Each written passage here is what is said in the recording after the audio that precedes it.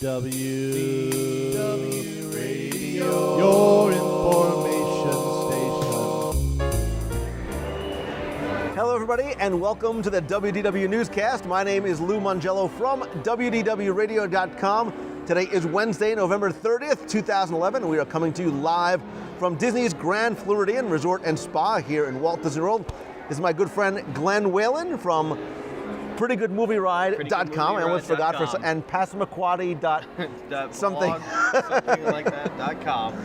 And so yeah, we're here in the Grand Floridian and wanted to come live, sort of take in some of the Christmas music, the Christmas decorations. But first, I want to thank our friends over at TouringPlans.com. They're the sponsor once again for tonight's newscast. If you want to save, Glenn, get this, up to 4 hours per day in each of the Disney theme parks, you'd go to TouringPlans.com. They have crowd calendars, fast pass times, the lines application, touring plans, everything else for your trip. You've been here a million times. I'm going to guarantee on behalf of Touring Plans, it's going to save you time. I can save at least 4 hours? At the most 4 hours. But remember, saving time is like saving money, and it affords you more time to eat. That's awesome. Which is clearly what we enjoy doing while we're in the park. So TouringPlans.com okay. gives you more time to eat in the parks. That's their new tagline. So we're going to go right from talking about overindulging and eating and food in the parks to something that we know nothing about, which is athletic activities. Are we going to be able to return to overindulging and talking about food again? At some point, we will definitely get back to it. Sure. But because this is about today's news, let's talk about an announcement that Disney made earlier today to expand the ESPN Wide World of Sports complex. They announced that they're going to add some additional playing fields as well as more lights, digital video boards and audio systems. It's going to add 25 acres to already 270-acre complex over by where Pop Century is. Obviously been super popular for things like youth athletic events, cheerleading competitions, football competitions. The project's going to be completed by next year, and the fields that they're going to build are going to be able to be used for football, soccer, lacrosse, and field hockey. And when I first heard about the announcements of the expansion of Wide World of Sports, we know that they were talking about putting a bowling alley in years ago. They've since shelved that. The bowling alley is now going to go in a sort of different way. Splitsville is going to come to downtown Disney. But the one thing I was surprised that Wide World of Sports doesn't have is any sort of swimming facilities. Right. Like I was hoping for or expecting, not that I'm some sort of athletic swimmer, but like an Olympic-sized swimming pool, because think about all the additional sort of events that they could have down here for swimming and diving, and you and I, of course, synchronized swimming. Yeah, synchronized swimming, which is a lot of our favorites. But I know a lot of people who have kids, this is a great way for them to come down and they sort of get to play, and we've toured the facility before, really sort of get to play on the grand stage, and ESPN kind of makes a big deal about broadcasting it here in the parks. If you're staying on property, there's one of the stations that they broadcast some of the events from. So while the expansion doesn't necessarily add things for the everyday guests, for the young athletes that come down, I think it's pretty exciting. I think it's great. We have people coming down for Pop Warner, whether it's football or cheerleading. Somebody saying, it's next week, soccer. I think, right? Yeah, so I think it's every week. And the soccer tournaments, lacrosse, and these extra 4 fields can be swapped around to any one of those events, with the exception of baseball. I don't think it's going to act as a baseball field. But it allows them to, when they're busy, to continue allowing other people to come on and use the fields. Right. And it's a super high-tech facility, too. I mean, if you've ever run in a Disney endurance event or a marathon, usually that's where you go to pick up your race packet. We've seen the Harlem Globetrotters play there. Yes. But there's also the restaurant is there too, and the field house is there too. So it's actually a neat place to go and visit. One of these days, next year, we're going to have a meetup for Atlanta Braves spring training. We're going to have a day at the ballpark. Awesome. We're going to have a WDW Radio day at the ballpark. 2 weeks of games. That's what we're going to have to do. That's a great idea. They have hot dogs, right? They have hot dogs. Okay, just so we can definitely do the day at the ballpark. We're back to that. Okay. So we're done with sports. Right, we're done with sports right now. But if anybody's watching, if you've been to Wide World of Sports, if you have kids who've come to Wide World of Sports, I'd love you to share your thoughts or experiences there in the comments section over at WDWRadio.com. But the big news, the big talk for the past week, and I know this does not resonate with you yet because you haven't seen it yet, It's Muppets, Muppets, Muppets. I don't know what you're talking about. They're little the Sesame Street, Big Bird. I remember Grover. I remember something 20 years ago. Tickle Me Otis. No. No. So yeah, the Muppets really, opened up to a huge response, Right. not just critically, but from those of us who grew up with the Muppets. Right. We grew up with Sesame Street. I spent, wasn't it Monday nights at 7:30? The Muppet Show was on CBS. Like that was kind of our. It was like the Sunday nights with Walt Disney. Like it was a Right. thing that we sort of gather around to do. Sure. Well, the Muppets opened this past week. I loved the film. Great. It resonated with me on a nostalgic level. It was true to the. I'm such a geek. I know. I laughed. I did. I cried. I cried a little bit. I sang along All right. quietly. I liked it so much. I want to go see it in the theaters again, which is Nice. something I never do. Nice. And I'm telling you that when you go see it and can have more relevant conversation to input into the Right. show, you're going to love it too.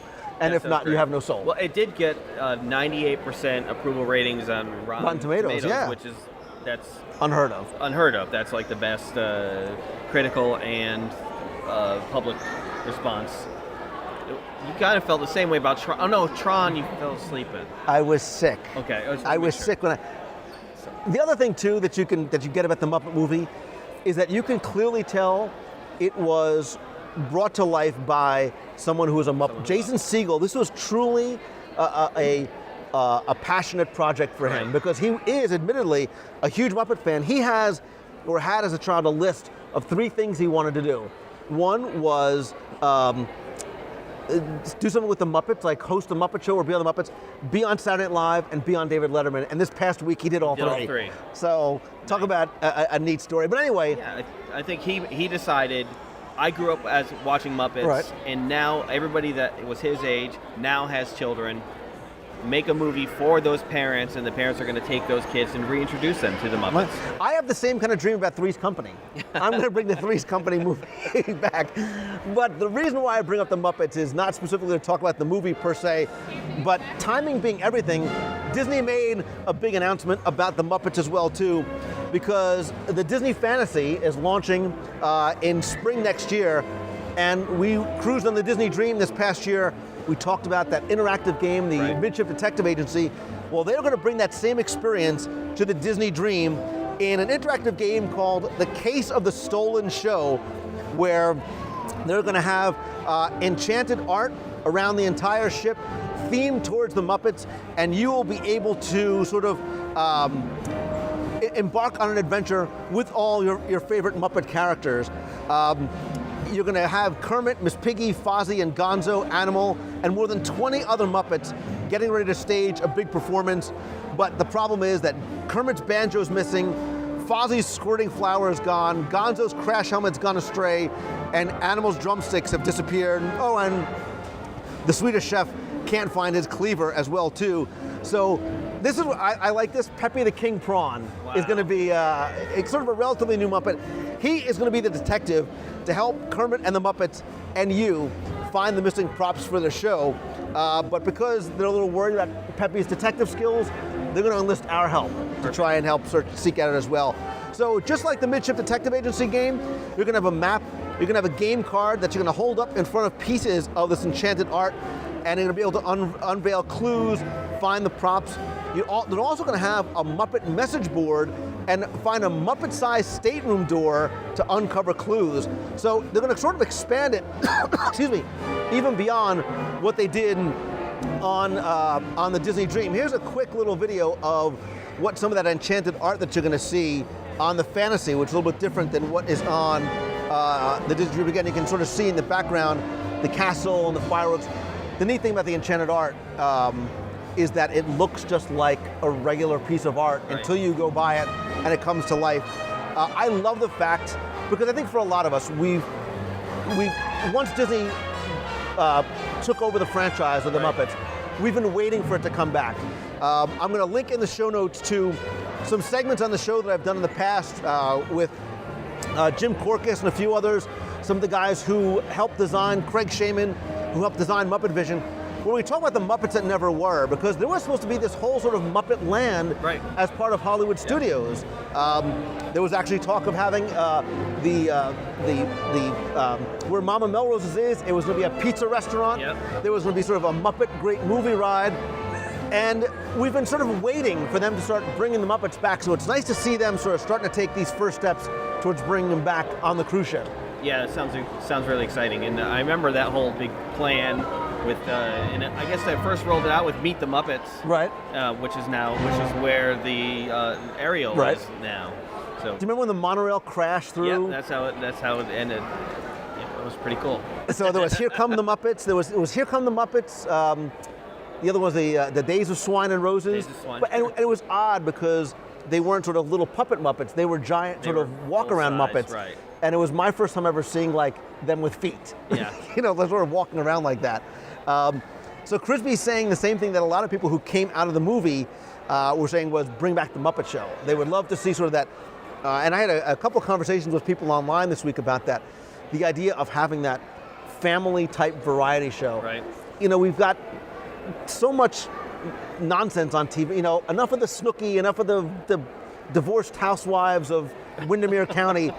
To have that sort of family show that we don't have with the Wonderful World of Sure. Disney, or like a Muppet Show, I'd love to come back. Maybe it couldn't do it every week, Right. but sort of have a Muppet Show like that every month with celebrity guests. Yeah, I just remember so many of the celebrities that were on it then don't resonate with many people now, but I do remember like when Gene Kelly was on. Right. And they kept suggesting that he was going to sing Singing in the Rain, and they kept pushing it off, and at the end he walked out and they had recreated the set on it. Right. It was very melancholy. It was like very sad, Yeah. but it was like really nice. So we'd have to have today's celebrities on it, so Snooki may be on it after all. Maybe not. So Somebody is laughing as we're talking. But yeah, so people are talking about seeing Alice Cooper, Juliet Prowse. Yeah. I remember Steve Martin, Bob Hope, Mark Hamill. Mark Hamill, that's right. So And my kids, I introduced them to the Muppets by buying them all the Muppet shows on Right. DVD. Right. And they fell in love with that. Forget the music, forget who the celebrities were.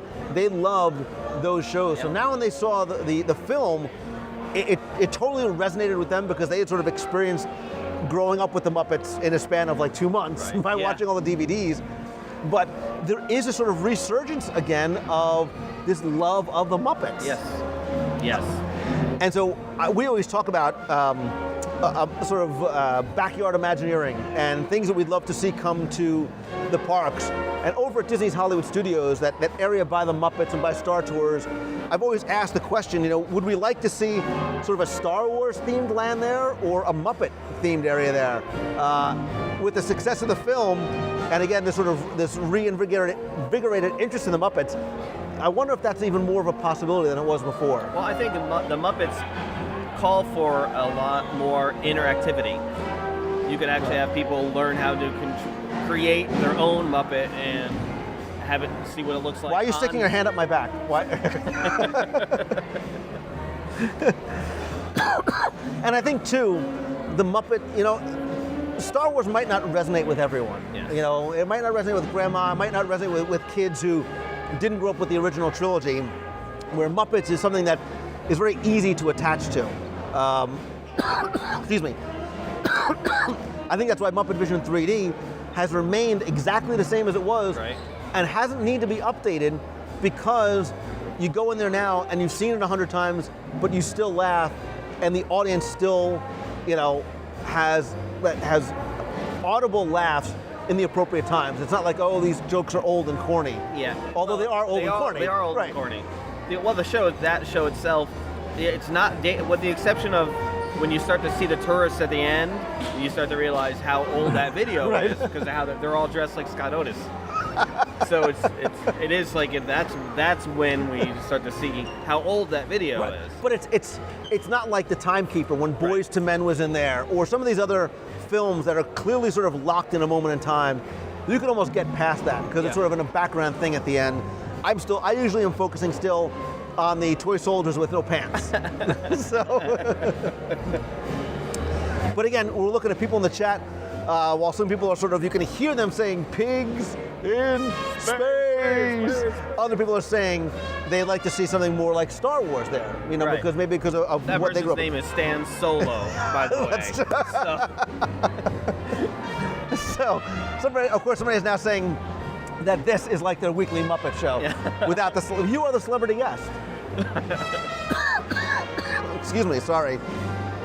So, the question I want to leave you with this week is, would you like to see more Muppets? Right. Specifically, would you like to see more Muppets coming to the Disney theme parks? I think the excitement that we're seeing with them introducing this for the Disney Fantasy, where people are saying on Twitter, that's what's going to put them over the edge. Now they really want to go because they want that sort of Muppet experience. Would you like to see more in the parks? Where is it appropriate? You know, I think Hollywood Studios, you've got that area right back there. And if so, what would you like to see? And people are already saying, well, they just canceled Pan Am on ABC, bring back the Muppet Show. Maybe not all that far from reality, from the possibility. So, of course, they're saying, they're talking about things like Muppet Star Wars. You know, there is that synergy here already, and there's actually a new line of Muppet Star Wars figures coming out just in time for Christmas. In case you're wondering what to get me for Christmas, Muppet Star Wars. It's the best of all worlds. So, yeah, we would love to know. Please leave in the comments section over on YouTube or at WDWRadio.com. Would you like to see more Muppets? Where and what would you like to see? Excuse me. I would like to see some of those original concepts come back. Yeah. You know, that sort of that Pandemonium Pizza Kitchen with Gonzo and Rizzo the Rat. I think would be a neat thing. You know, Mama Melrose is nice, but you can really sort of create a whole Muppet-themed land in that area. A couple of quick reminders. Don't forget to come over to the blog over at WDWRadio.com. We have our WDW Radio Holiday Project going on now where we're sorry, asking you to send holiday cards or maybe even a small gift to some soldiers who are stationed overseas. We've sort of adopted a unit over there, and you can find the address on the blog. We also have our Christmas Went Disney project. This is my tree. This is what I'm submitting for my Disney Christmas tree. But if you decorate your house, your front yard, your backyard, your Christmas tree, whatever it is, like Disney, you can enter our Christmas Went Disney contest. And also, check the blog for a new blog lineup. We're going to have a recurring set of new blog features every day of the week. So you have something to look forward to, including more new videos, guest contributors, and songs from Glenn Whalen, which is this is a new. I'm just letting you know this now. So, again, please come by the show, the site, leave comments on the show. Come by, follow me over on Twitter. I am at Lou Mongello. Also, subscribe to the YouTube channel, Facebook, Google+. You'll find everything over at WDWRadio.com. You'll find this guy and the most amazing piece of video work I've ever seen over at prettygoodmovieride.com. You can also check out LouMongello.com for some of the other stuff we've got going on. Anything else you want to leave? A little phenomena? That's going to do it for this week's show. Thank you guys so much for tuning in. I am Lou Mongello. That is Glenn Whalen. Good night, and until next time. Thank you. I can't get up. I'm secured to the seat. You should move it to Pittsburgh.